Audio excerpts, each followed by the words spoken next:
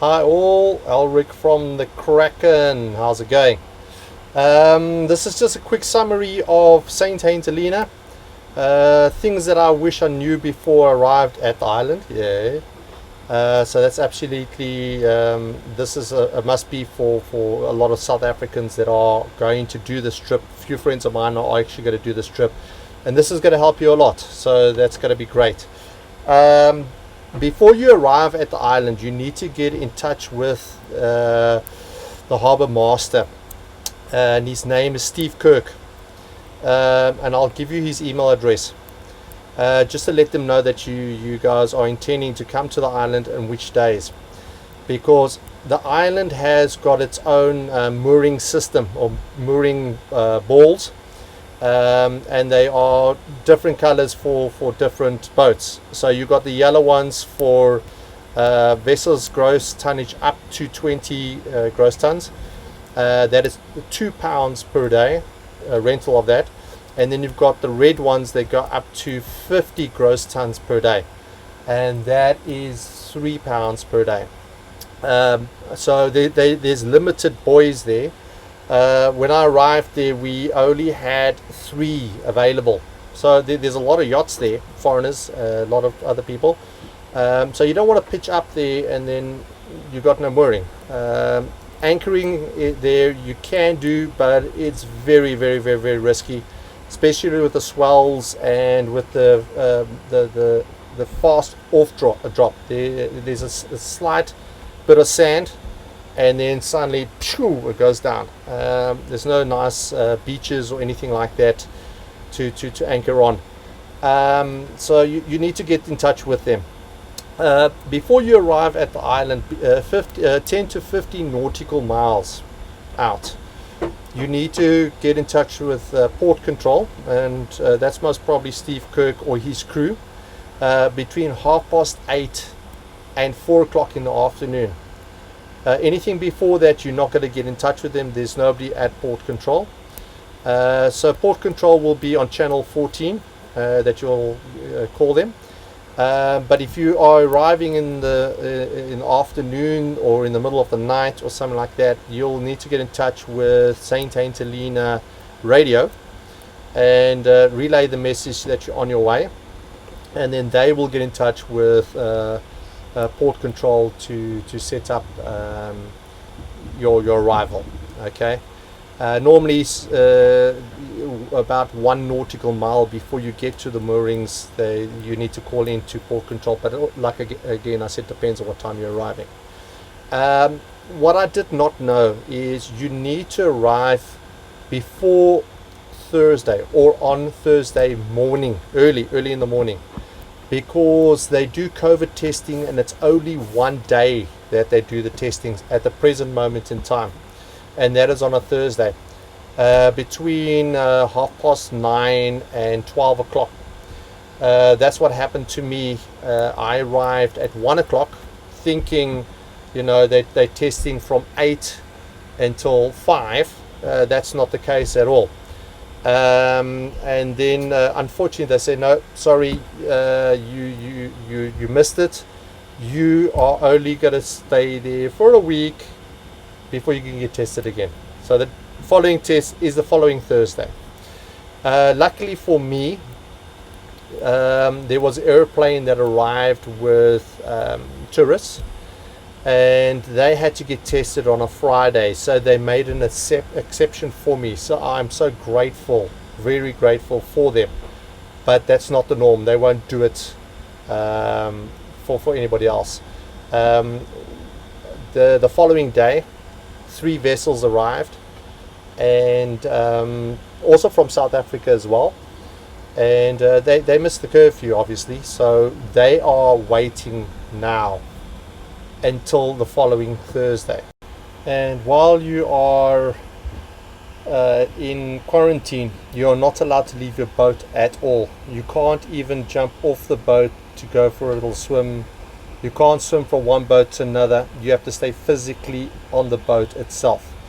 They won't even come and collect your trash. So yeah, they're very strict with that, and you need to be very careful with that as well. the expenses for being on the island. So once you arrive on the island, you pick a mooring ball. The yellow one is £2 per day, and the red one is £3 per day, but they don't charge you for the first day. If you stay longer than 72 hours on St Helena Island, you need to get an immigration permit, and normally they charge you £20. I paid £27. Then you also need to get insurance, health insurance, and that you can get on the island as well. Insurance on the island, I stayed there for 4 days. I paid £6.45, so I worked that out as about plus minus £1.61 per day. Now just bear in mind that's not that's their local currency. They have their own currency on the island, so don't worry about it. You're not going to be able to go to one of your banks and buy St Helena pounds. If you go there with dollars or go with euros, you can go to the bank there, and then they will convert it into their currency, but it is very costly to do that. But you can take British pounds, and they do use British pounds on the island as well.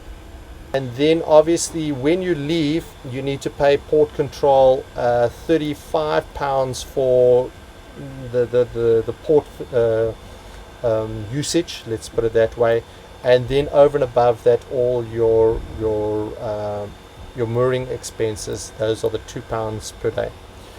Now you can use your dinghy to go up and down, but it's not recommended at all. Like I said, there's no beaches, so you can't actually put your dinghy on the beach.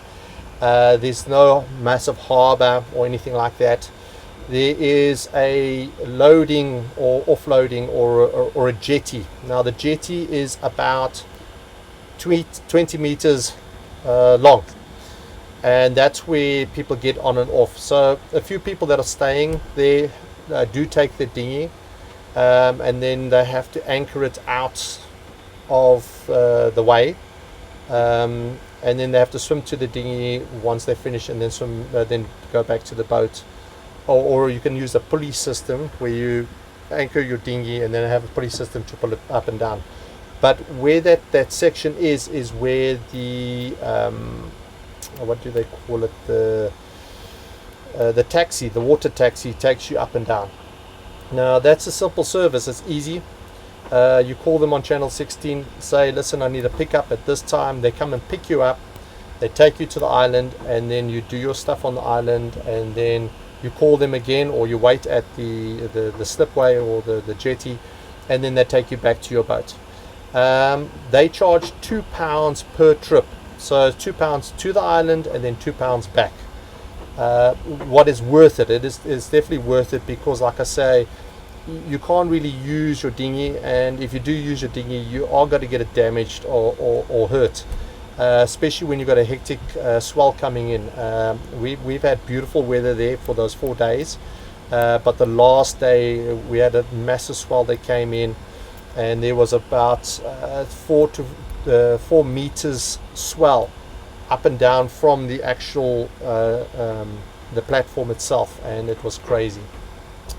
There's a lot of grocery stores on the island itself, so you can get cereal, you can get cucumbers, you can get meat.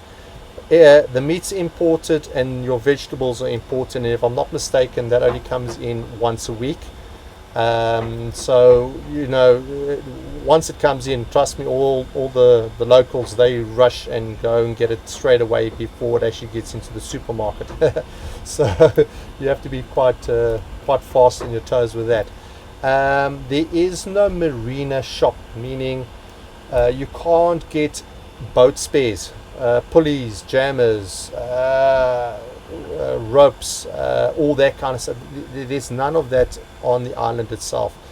There is a DIY store where you can buy drills and odds and evens, but not stuff for your yacht itself. I broke 4 sail ties, the ties that go inside the mast that goes up and down. I broke 4 of those. Luckily I had spares to replace those, but you can't go onto the island and try and find some of those because they're non-existent. You can't get them. You can order spares, but it takes about a week, 2 weeks for it to arrive, because it all is imported. Now let's talk about Wi-Fi. There's no free Wi-Fi on this island at all. The locals still use the dial-up system, and they buy data bundles, and obviously if they go over the data bundle, they pay an arm and a leg for those extra charges. For us, we have to go to one of the local places. Anne's Place is one place you can get Wi-Fi. You've got Rosie's Taste for Life, that's up at the top of Jacob's Ladder, right at the top. So if you want to go up that ladder and get Wi-Fi. And then there's one little hotel in town itself that gets Wi-Fi as well. You have to purchase a time. So £3 is 30 minutes. £6 is 1 hour. You have to physically log in, download all your messages, then log out. Reply to your messages, log in, send all your messages out, and log out. You can't just turn your Wi-Fi off because in the background your account is still running. So you actually have to physically log into your account, the mini little account that you get, and log out. You can't do any video conferencing, video calls, or anything like that. You can do WhatsApp voice messages and send that up and down. Text messages you can do internet exploring, browsing, and all that kind of stuff. So that's quite nice, but the speed is very, very, very slow, and the Wi-Fi kicks in and kicks out on a regular basis. You log in and then it kicks you out, and then you're stressing to get back in to switch it off, or else you run out of time. They have got beers. They've got South African beer. They've got Vintage Lager, Vintage Draft. All of those that they are on the island. They are all imported, so they are expensive. Between £3 to, I think the most was about £8 or something like that. So it does get expensive that way. The island is an amazing tourist place. There's a lot to see. There's Jacob's Ladder, that's one thing to do. There's a lot of forts. There's still gunnery posts. There are cannons. There's local hiking trails. There's a lot of hiking trails. You go up the hiking trail, and then you get a stamp and a book. There's a book there, so you fill in the book. Hi, my name is Jake, and I've seen the island, and get a stamp, and then you do all those other trails. There's a rock. There's a massive rock there. If you hit it with another stone, it rings like a bell, literally like a bell. And a few of the locals think that this rock was placed on the island to call the aliens. So if you get the right tune in there, then the aliens will come and collect you, that sort of thing. Tour guides. There's a lot of tour guides on the island. The one that I used, and he was a brilliant dude, was a brilliant person, is Adrian Legg. He does a 4x4 island tour, and he collects you early in the morning and brings you back late in the afternoon, and he offers you lunch. But he is so well informed and got so much information about the island and the history, about Napoleon, and everything that's happened on the island itself. There are 2 dive tour operators on the island. Snorkeling is amazing, beautiful. You jump off the back of your boat and you can swim up to the side of the reefs there, and it's full of wildlife, full of fish, a lot of butterfly fish, trumpet fish, needlefish. And there are a lot of wrecks where we are anchored, or where we are moored. On the left hand side, just before you get onto the island, there's one wreck there, and on the right hand side, as you go a little bit further out, there's a wreck there as well. The people are super friendly. They've got a custom that when you're traveling down the roads or driving the car, they wave to you and greet you. So I'm not going to make this too long. At least you guys have got the basics, what is very important, and at least you are more well informed than I was. So yeah, if you've got a South African visa, you don't have to, not South African visa, you've got a South African passport, you don't have to stress about getting visas or anything like that. It's all set up on the island already for you.